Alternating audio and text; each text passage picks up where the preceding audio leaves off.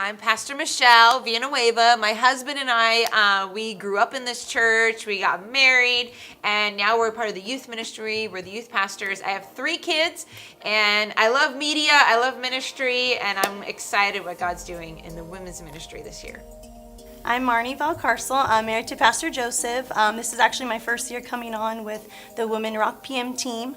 I have 3 kids. I work a full-time job doing insurance, which is really cool. We do insurance for churches. I've been here at the Rock, gosh, I think like 15 to 17 years. I've been here quite a long time, so I'm really excited to pour into the women and take my crafty side and go ahead and start with the decor this year. So. Hi, I am Teresa Aguilar. I have the privilege of being one of the ministers here at The Rock. I teach Bible college. I've been involved with the women's ministry for many, many years. I'm also a high school chemistry teacher and a student at Fuller Seminary. So lots of different things on my plate. I'm not married and I don't have any kids, but I fill up my time with all that other stuff. Awesome. Well, I'm Pastor Jess. My husband and I just took the church over about 3 years ago, but I've been here my whole life. So I'm really excited about the women. I've had a passion for the women. I've been in part of women's ministry since I can remember. And so I know God has some great things. I'm a mom of 3.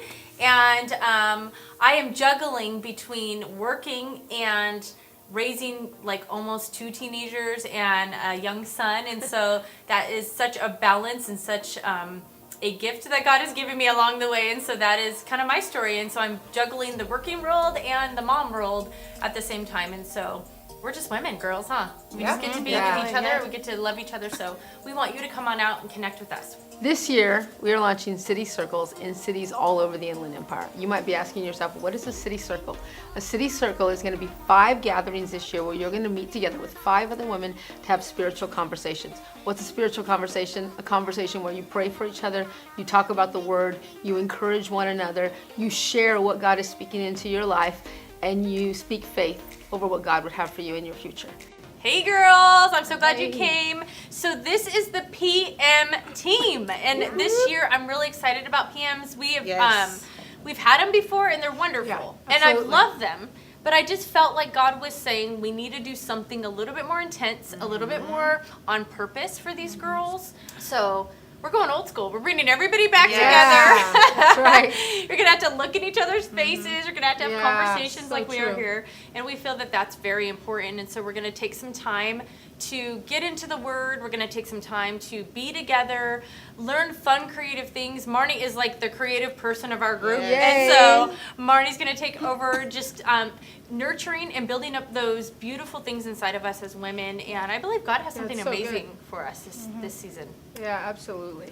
100%. So what are you looking forward to the most for Women Rock PMs, Teresa? As Pastor Jess was saying, we've had PMs for a long time, and they're wonderful because we come together and we have corporate worship, and we're all edified. What we're going to add, the layer that God has called us to add this year, is about community and accountability, about us coming together and taking that word that we receive and beginning to live it out in community. I mean, the truth is that God commands a blessing. Psalms 133 tells us when we dwell together in unity, and that blessing is life. And part of our mandate here at The Rock is to loving people to life. Okay, I have a question. What about to the busy girl? Because we're all busy, right? Like, I mean, if we're busy, I know other people are like drowning in work and activities and overscheduled. What do you say to the busy girl who, you know, has a hard time finding community? What's your advice to her? Yeah, absolutely. I think the first thing is you have to value it. Because one thing Pastor Eleanor would always tell me is a woman can find time for anything she thinks is important. Yeah, that's true. You know, she will make it happen. I've actually heard from a mom of 5 that go ahead and ask a mom with a whole bunch of kids that is super busy to do something for you, and she'll make it happen. Because it's just one more thing on the list of things to do that she will just get it done for you. You know what, I also want to say this because this just happened this week. I had a conversation with a woman who was letting me know that she didn't have 20 minutes. I was asking her to do something 20 minutes a day. So I said, okay, let's stop. I want you to tell me your day. And as she began to tell me her day, I began to see 20 minutes everywhere. The difference was it wasn't a value. Yeah. So I had to help her see the time. So if you feel like, how am I going to find the time? Talk to somebody about it. Talk to a friend, talk to your husband. Yeah, good. This is what I want to do. I don't see how I can find the time, and let them help you see places and times that you don't have. And I thought afterwards, I said, if I promised you $100 for every time you took 20 minutes, you stopped, I bet you'd find 20 minutes. Yes. Oh, So of it course. comes back to value, Yeah, right? yeah. So value it, and God will help you make a way. That's good. Okay, now I know some people are like, well, I read my Bible on my own. Why do I need to come heard out this. on another night? Right. Why do I need community? And I was thinking about that question. Yeah, it's a good because question I've had for this you. conversation, and I feel like I don't know if you've ever been to like an art gallery or you've walked through museums and you kind of look at art. And then you see it in a different lighting, Yeah. or you walk, to a different angle, and you see people, you've seen them do like the art poses, and just kind of stare at it. And I feel like that's kind of how it is with God. Yes. Like if I'm only looking at God from one angle, and I choose it in my own personal time with only reading my Bible, I'm only seeing God one way. Yeah, it's good. But if I include other people In into on it. that, Yeah. then all of a sudden you're looking at it a different Good. angle. You're looking at it from a different light, and God speaks to you that way, right? And if we're only reading our Bible on our own, how many of the scriptures have to deal with other people? Yeah. Like, oh my goodness, I don't even know the percentage, but it's a lot. Okay, so I think God wants us to be in with other people, and we can't just isolate ourselves. What do you think the dangers of isolation are, Pastor Jess? Like a girl who isolates herself. There's lots of different types of women, and everybody's created differently. So the Right. isolation manifests differently. Some women, they'll hear the voices, and then they'll go into their brain, and then it'll become things that they aren't. And then all of a sudden, Wow. everybody doesn't like me, and I'm not good enough, and they'll self-defeat. A lot of times, the isolation will just keep us away from what we need. And Wow. so it becomes your prison. You're your own prisoner in your own world, and you actually end up liking it. You're comfortable there because it's a familiar thing. Yeah. And so isolation to me is always the playground for the enemy. Right. It's where he can get in, it's where he can break through, where he can whisper things, or maybe he can bring false ideas into your heart or your mind. But like we've been talking, community pulls those things out and goes, well, wait a second. Yes. That's not true. Like you just some said truth. this, but I don't see you this way. Right. I So good. I know that that's not what's inside of you. Maybe you're seeing yourself a lot harsher than I see you. Yeah. And that always helps build someone's spirit man back up again.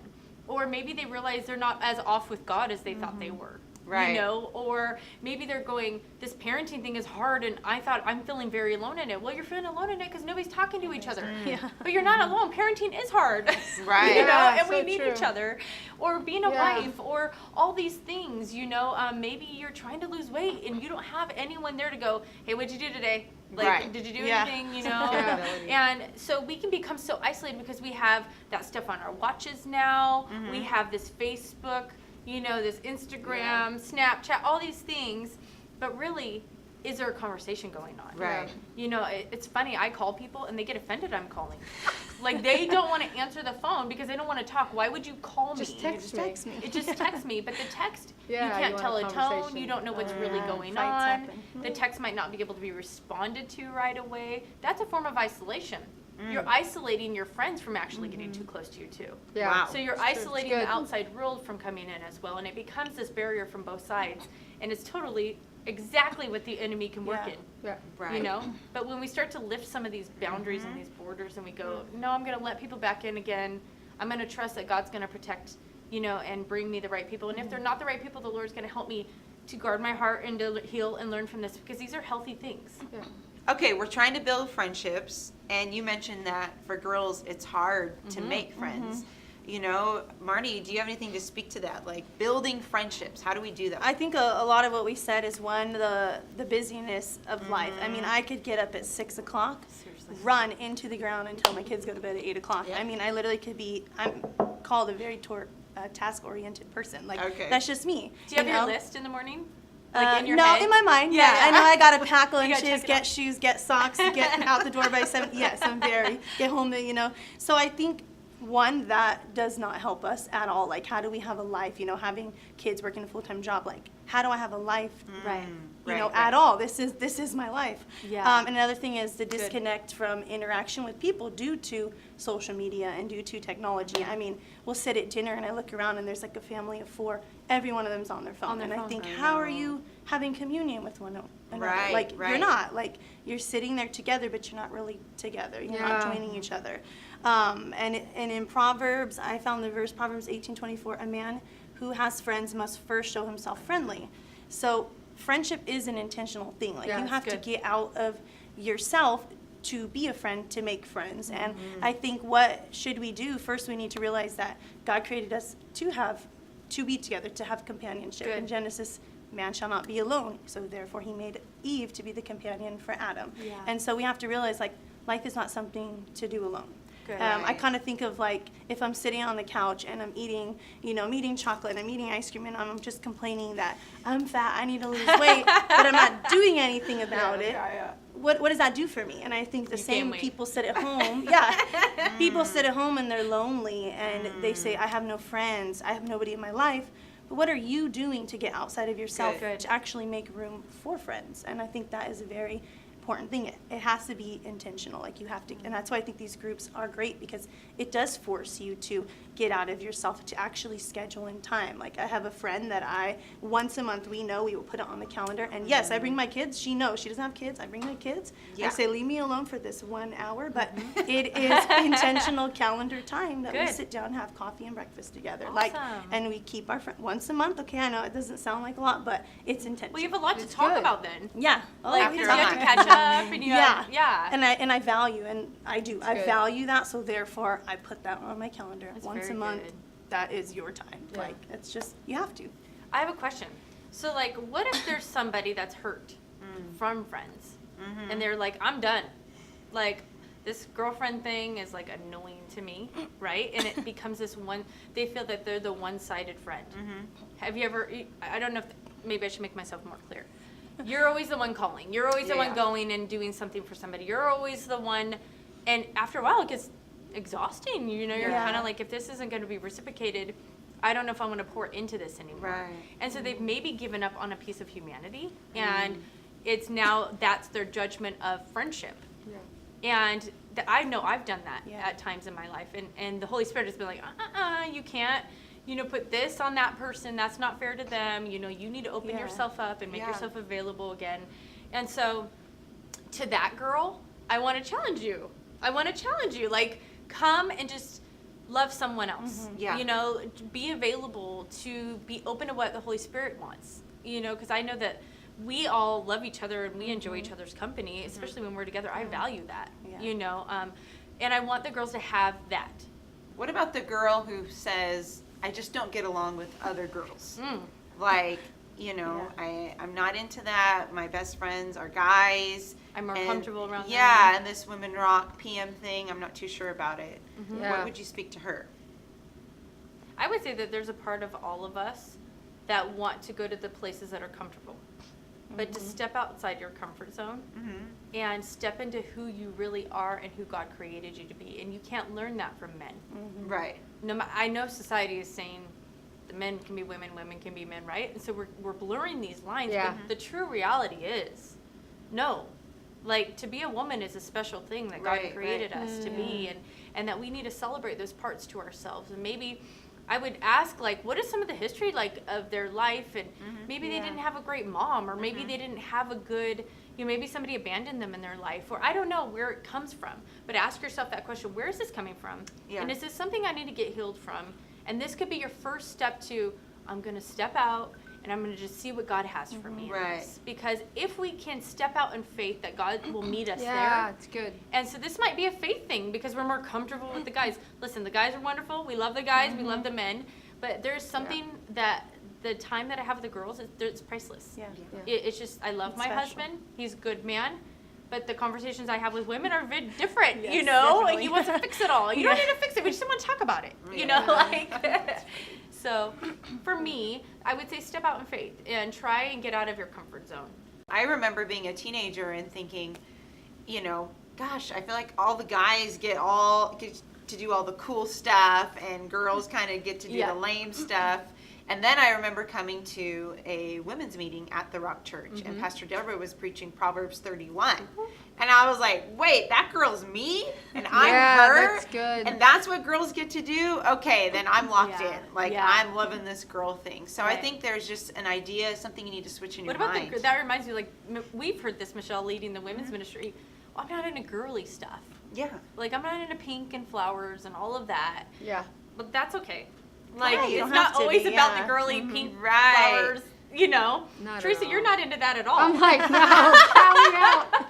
But you like coming. And I you love enjoy it. coming. I Yeah. love being part of it. I mean, I was the girl who always had played with the boys, played soccer, played Yeah. kickball. I never played hopscotch and jump rope and that girly stuff. And then even in high school, all my friends and in college, they were all guys. And so coming here and getting involved with women's ministry, I was Yeah. like, oh, wow.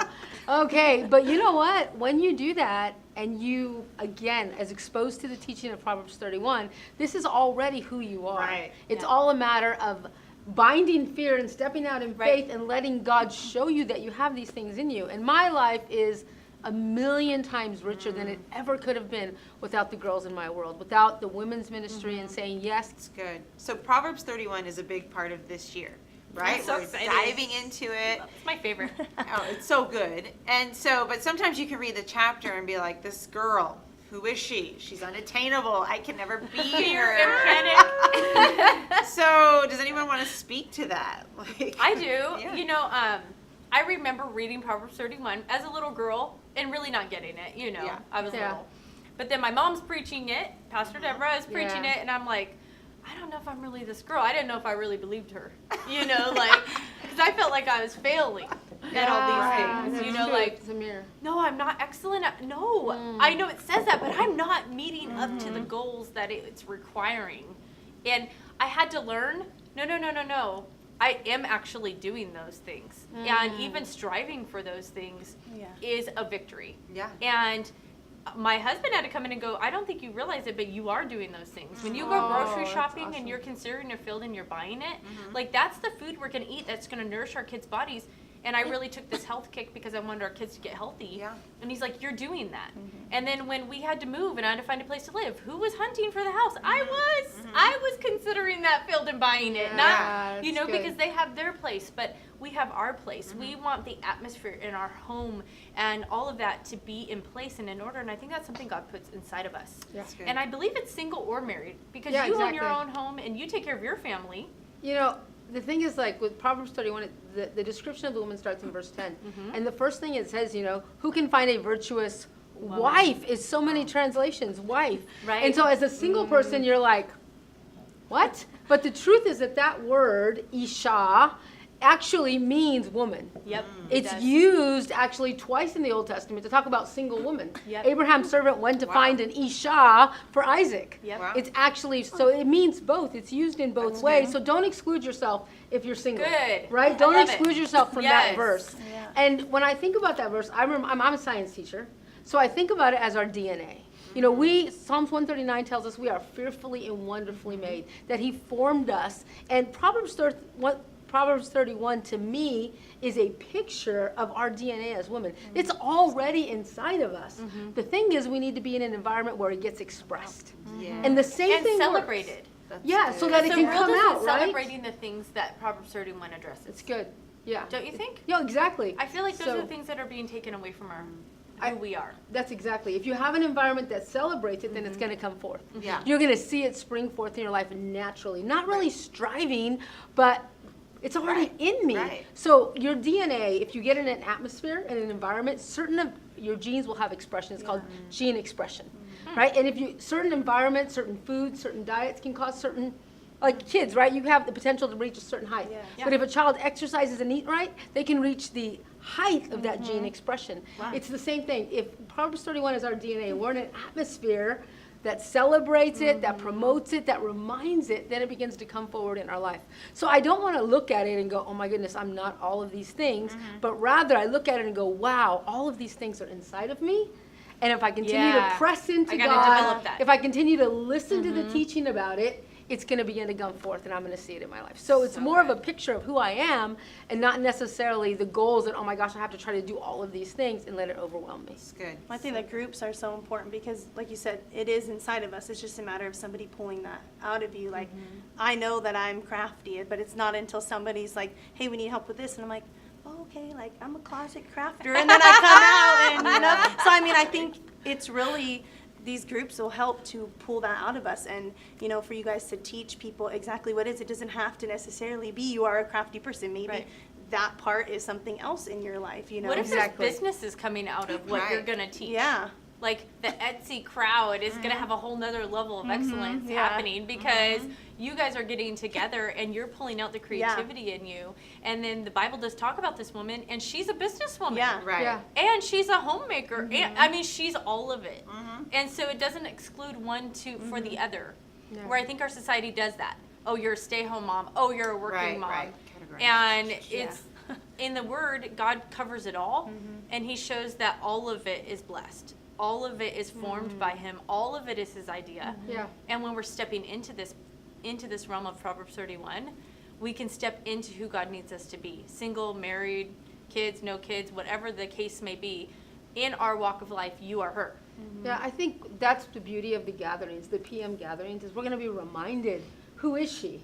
And when the picture gets painted, this is what she is, then I'm like, oh, that's what I'm aiming for. That's who I am. That's already inside of me. So the importance of coming to the City Circle to grow together, but also to the PM gatherings where we get this teaching about who is this Proverbs 31 woman, and there's a picture painted for us, and then we can remember that's already inside of me and begin to walk in it. Yep. It's good. How can people get involved with the city circles? Contact us. Okay. First of all, contact us and we can connect you with a city circle in your city. The goal is to have several city circles in cities all over the Inland Empire. Okay. So we want to get you involved. They're going to meet once a month on the months that we're not having PM on campus. So let us know and we'll connect you with the lead. And if you're thinking, I would like to lead one of those, I've been involved at The Rock a long time, I've been serving God, this sounds like something that I want to get my hand involved with, just email us at womenrock@rockchurch.com. And we will contact you. We'll set up a meeting with you. We want to hear your heart, share the vision, and see what God would have you to do this year. Yeah. So good. All right. Any closing thoughts, Pastor I'm so Jess? excited that you girls are on the team. I can't wait to see all the different aspects of what you guys bring to the team, to the table. And so as God uses your gifts, I know that these women are going to be blessed by it. And so I just want to say thank you to you guys for pouring into something that's it's big because it's on God's heart. Yeah, You know? it is. So I love you girls. I hope you come We out and be love with you. us so that we can all learn together who we are in Christ and what He has for us. I love that. Who is she? Well, I am her. And so God has got your back and we're going to do this together. Love you. Love you, girls.